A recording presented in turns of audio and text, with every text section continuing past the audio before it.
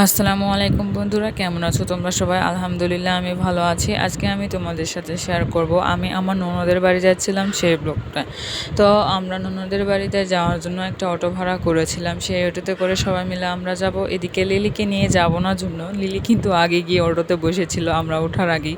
তো যাই হোক, ওকে রেখে যেতে হচ্ছে। আমি কোনো দিনও ওকে আমার বাড়িতে নিয়ে আসার পরে রেখে ওকে কোথাও যাইনি।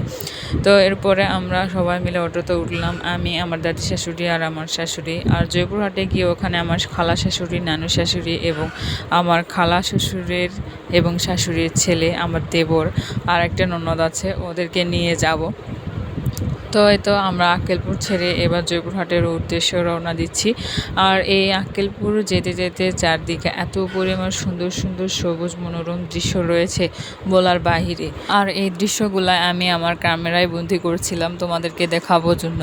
তো যাই হোক, তোমরা কারা কারা সবুজকে ভালোবাসো এবং উপভোগ করো অবশ্যই কমেন্টে জানাবা। আমি কিন্তু অনেক বেশি ভালোবাসি এই সব কিছু। তো আর আজকের জার্নিটা হবে আমাদের লং জার্নি, অনেক বেশি রাস্তা, এটা অনেক দূরের রাস্তা। এটা প্রায় আপনার হলো গিয়ে আমাদের যাতে অটোতে লাগবে 2 ঘন্টা 2.5 ঘন্টার মতো। আর মোটর সাইকেলে গেলে আপনার 1-1.5 ঘন্টারও বেশি লাগে, অনেকটা দূরের রাস্তা। এরপরে আমরা এখানে এসে আমার দেবরকে, আমার খালা শ্বশুরকে তুলে নিয়েছিলাম। আর আমার দেবর এসে আমাকে এই ফুলগুলো গিফট করেছিল, সেগুলো দিয়ে আমি একটা ভিডিও বানিয়েছি। তো যাই হোক, ওনাদেরকে তুলে নেওয়ার পরে আমরা আবার রওনা দিলাম জয়পুরহাট থেকে।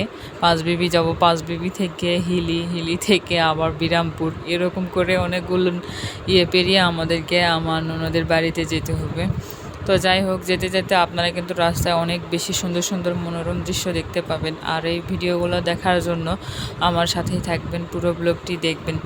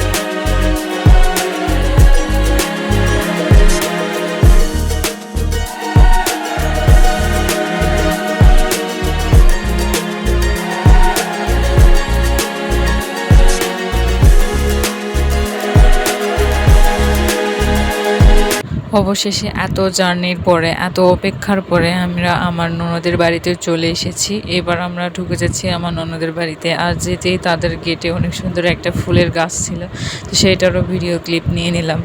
এরপরে আমরা সবাই যাচ্ছিলাম গিয়ে ওখানে।